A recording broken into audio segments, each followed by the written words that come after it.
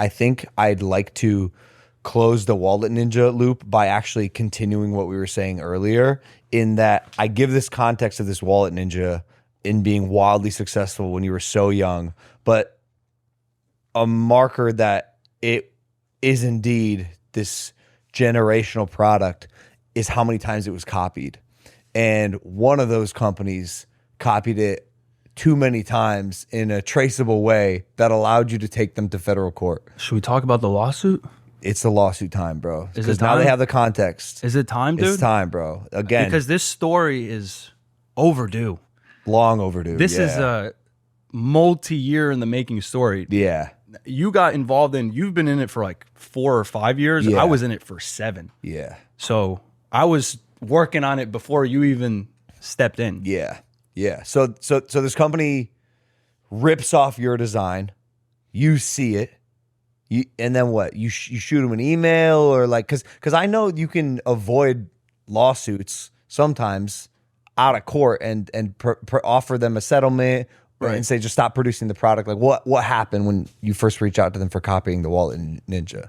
So we reached out to them, and for context, at this point, I had been sued a lot for a bunch of random things, ranging from including patent infringement, which, I don't, as a person just creating, you don't really know the laws. And sometimes you make something and all of a sudden someone will send you a patent that they have and you'll be like, I didn't even know that this existed. Yeah. But if the patent exists, they have the rights. They're the ones that can enforce it. So I had a lot of experience being on the bad side of the patent litigation, and I saw where all of my weak points were. I saw why it was a losing case in my situation. There were certain products that you've never even heard of that I scrapped because I got a letter in the mail and I'm like, not worth it. They're right. Done. Yeah. And that's what a logical person does, because the law is the highest power in this country. The law is the only thing that can allow you to actually make things happen to people who don't want them to happen to, right? Only through the power of the law. And that's why any industry that you're in, you need to know the law that surrounds it. So when I first reached out to them, obviously you just send a cease and desist letter, and you find out kind of what they're up to. And they told me that they had sold over 1 million units, or almost 1 million units, somewhere in that number. And I was like, wow, okay, all right, I'm down to settle. Like we could talk about a settlement. Yeah. Obviously, you compared the two photos, it's pretty much the identical product. Yeah. I want to put a picture on the screen of Wildline's product and your product, and even just like looking at them, they're pretty fucking similar. Someone even called them the exact same, just reversed. And he had a patent on his product, original design, the whole 9 yards. I had a patent on the product. So if we're gonna get nuanced into design patent law, and at this point, having gone through a federal trial and being in part of so many legal lawsuits, I know more about patents than your average person, right? Yeah. And I take pride in knowing about patents because that's my business, intellectual property, right? Like at the core of whatever I do, anything that I create, anything that comes out of my mind, I have to know that it's good enough that I could get protection on it, ideally across the world, because otherwise you don't have anything, right? So when they had told us that they had sold over 1 million units, I said, okay, so let's talk settlement. I think we offered them something, pretty reasonable, and they counter offered with $750, which is 1 hour of lawyer time. And I have that printed out. Their settlement offer of $750 is pretty crazy. That's crazy. And the audacity. And what was your settlement offer? They sold 1 million units. Do you remember what you first pitched them to settle at before taking it to the court? Maybe $500,000. Okay. A deal. Yeah, $500,000. And that's a deal. And they came back with $750. $500,000 pre-litigation. We haven't spent any money on lawyers. We just sent a letter. There's no expenses. So that's $500K straight profit. That's a good deal. Yeah, okay. Because I've done a lot of settlements. Because a lot of people knock me off. Anything I make gets counterfeited. Yeah. Been happening since I was a kid. Yeah. And to me, it's the most flattering sign. If I were to make something that didn't get copied, I would be like, man, I suck. Right? So that's the biggest sign. So yeah, they offered me $750, and And I remember we had a conversation with their lawyers, and we were like going into the details. And I was like, you guys don't want to up your settlement offer at all? And they're like, no, you have no case. You have no case. And then I showed them the photo of them side by side, which we should definitely put up on the screen. And I'm like, but they look exactly the same. They're like, no, but we changed that line over here and that line is over there, right? Now, if you are a person who doesn't know anything about patent law and you chat GPT it or you read it technically that's black and white, you would think that you're right because it's the line changed. It's different. It's not the same thing. But I know something which is a valid test in patent law, which is called the common observer test. And that's, would a common observer, a regular person, look at two things and think that they were the same? And if the answer is yes, then you infringe. So just knowing that one bit of information was enough for me to realize that that the power in the case is not so much our case, it's more of their lapse in judgment, that they don't know this, or that their client doesn't think that this is real. Okay, so then you didn't settle. I guess, take me through the journey of deciding to take this to federal court, because that's also no small feat. You're literally just like a single guy going up against a massive company that is like, they're wildly successful. Wildline's a big company. And they make a lot of products and have a lot of backing and money. They have thousands of products. They had 15 lawyers throughout the entire case, whereas we had just our two guys. They had 15 different lawyers throughout the entire case. When we were at trial there were 6 of them there, right? And here's how the thought process really went. I didn't play the game. I played the player. I didn't think that we had the best case in the world. I just thought that they were stupid. And that's the truth. Because the way that their lawyers questioned me, and the way that the way that they deposed me, the questions that they asked me in the deposition, and the owner of the company, the owner of Wowline, his perspective on the entire thing striked me as someone who thinks that they can buy their way out of it with money. So I knew that in the short term, he would probably win if he was just bullying with money. But long term, the law will always prevail. So the real moment that I realized I want to take this all the way was after they deposed me. Yeah, I remember you called me. You're like, "Yo, I think I have an interesting pitch for you." And you've pitched me some crazy fucking shit, bro. You pitched me the Number song, which was also just a crazy pitch. We did it, absolute banger. We'll get to the Number song. But like, bro, when did I come into the fold? No, you came into the fold. I knew early on. I knew this one simple thing that I had lost on before in like a patent situation, which is the common observer test, right? And I knew that their thing looked exactly like ours, and they had sold 1 million, right? I didn't know the rest of it, but that's probably about when I pitched you, because I knew that you sold 1 million of something, you're offering $750. There's some disconnect. Yeah, my instinct was telling me something is wrong, and if they're stupid, that is our ideal situation. That's what we want. Yeah, I remember you gave me just phenomenal updates on the case, because bro, I'd be cutting $500,000 checks over and over and over, and I'm like, yo, what? I hope this plays out, my guy. So I'm 2.3 million deep, my guy. So for some context, I gotta say this part, but you gave me over $2 million on a handshake, pretty much. We didn't really have like a real contract. We just pretty much said, "You got this." Yeah, I got this. You got this. Yeah, I got this. And we went. So I turn it back to you. Why would you trust me with that? Well, first and foremost, I looked at the fucking products. I said, dog, that's the exact same. I was the common observer, and I was like, this is ridiculous. And I know that was an original design. So knowing very little about patent law, I was like, it seems like it has legs. And then I got a third party lawyer to look at it. He's like, yeah, Seems like it has legs. And then you are incredibly convincing.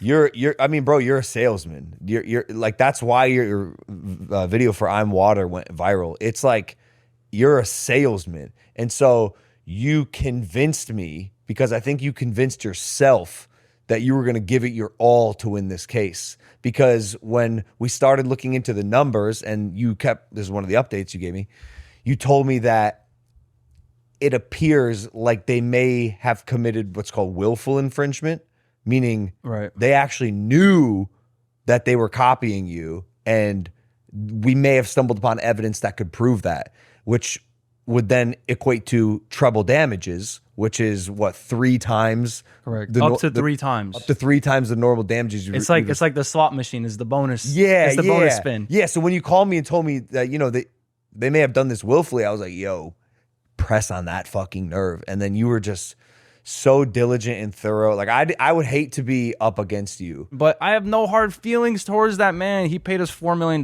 dude. Thank you. Well, hey, thank you, bro. But he tried not to. Even after you won the fucking trial, this dude appeals it. He appeals it, and it goes another layer. And Frankie calls me. He's like, "Yeah, man. Like, I know. Like, I'm ready to do the podcast. I know you said when we win the lawsuit, let's do the podcast, because I thought it was a great story and a great idea." And I'm like, "Bro, yeah, technically we won, but like, we don't have the money. He could still get the money back." And so you went to appellate court, won there. Then we had to petition to get the money that we had to spend extra for appellate court. So we got another, like, what, 250K or some shit? Like, I think that number is closer to 4.5, honestly. Yeah. I mean, we smoked it, bro. The day you called me and you're like, yo, they awarded us over $4 million.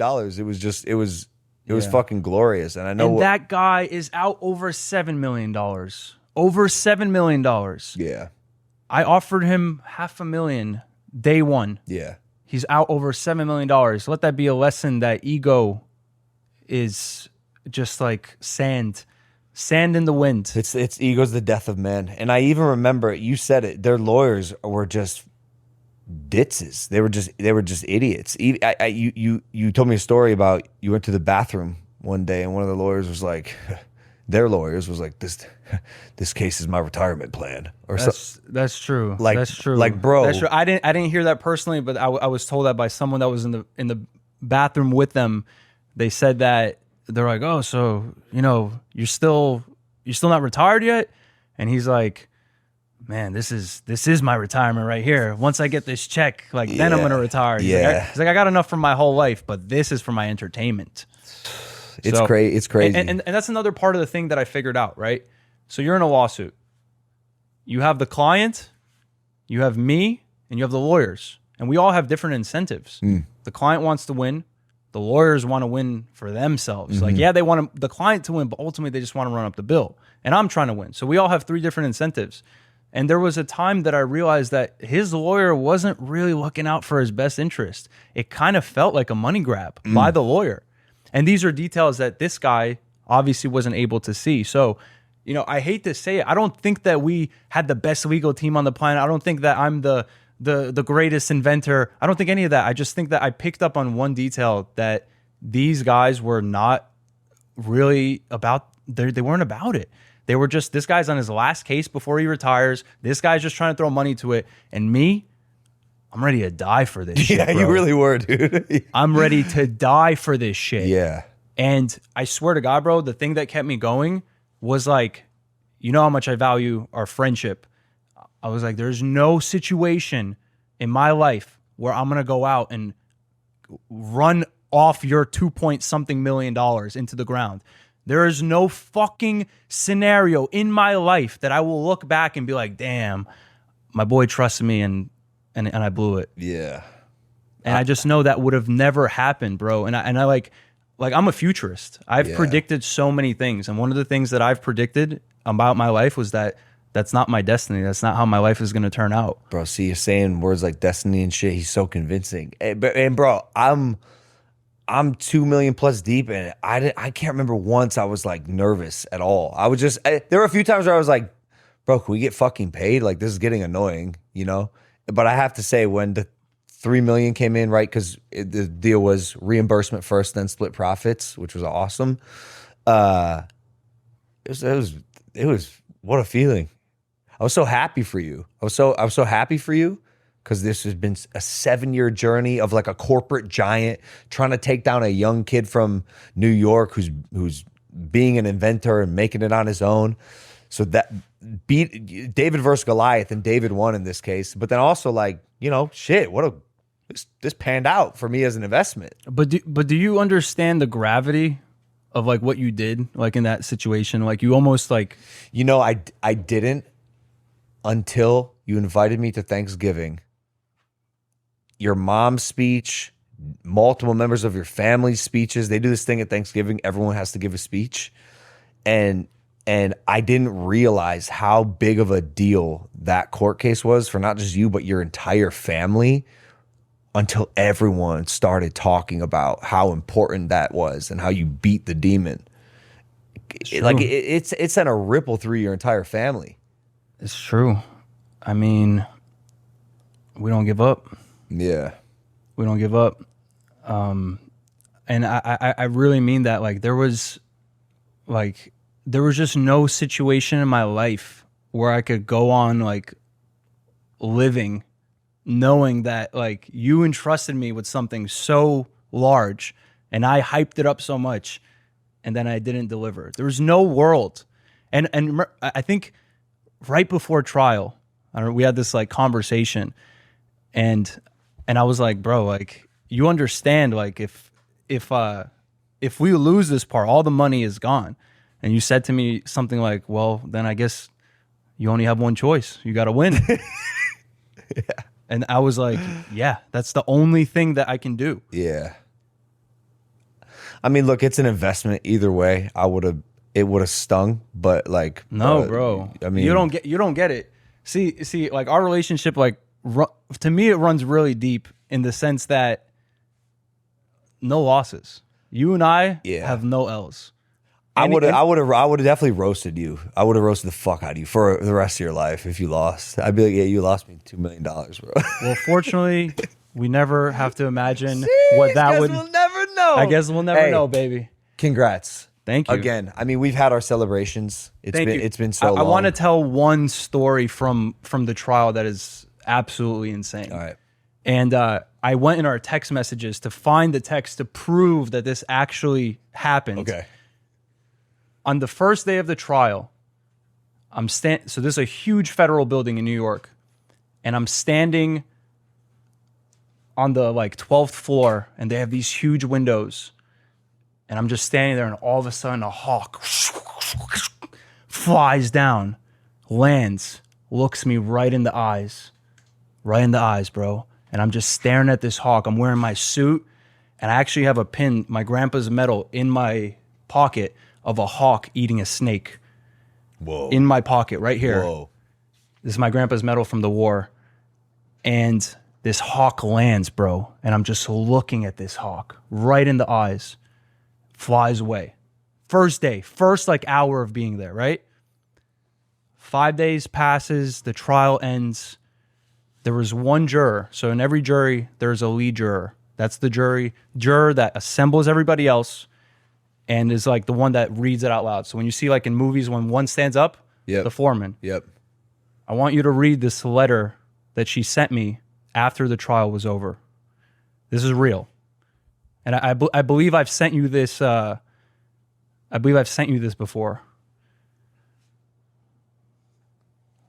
Read it from the top. She sent you this after the trial? After the trial. Hi, and Maddie, your girlfriend. First, congratulations. I hope you are happy and feel relieved that this part of your life is behind you and you can move forward. I was happy to be a part of this experience with you. I felt the emotion and the love in the room. I was also very happy to be able to meet you and talk with you briefly afterwards. I hope you enjoy your evening celebrating your win today. I also want to express how serious I was in saying I would love the opportunity to be able to work with you or for you in some capacity in the future. I would love to be able to sit down with both of you and talk more about who I am and get to know you better. You seem like a lovely couple with a beautiful life ahead of you. I hope you can now focus on the next part of your journey. It was a true pleasure to sit on your case and hope you're pleased with the outcome. You deserve it. Best of everything. Carrie Hawk, juror number 8. That's crazy. Bro, you can't make that shit up, bro. That's crazy. Can we get zoom on the goosebumps? You cannot make that shit up, bro. Her last name was Hawk. Hawk, bro. Yeah. Like, what the fuck? No, there's something going on. Bro, there was something going on. Even going back one thing, bro, the judge was a magician. Yeah, which is crazy. Gary Brown, look him up. He's a magician. This is insane. Bro. Insane. How do you think I started the trial? I started playing my old magic video. He said, turn that shit off. No, wait, why? Because he's going to be too biased. Oh. He's going to fall in love. That's amazing. We're going to be kissing by the end of the trial. amazing, Of course bro. he's going to say, turn it off. Yeah. He knows what I'm doing. Yeah. And I know what he's doing. And when after I played that first video of me doing magic as a kid, bro, he looked at me just like, okay. Hey there, Impaulsive viewer. If you like that clip, check out another one just somewhere around this video screen.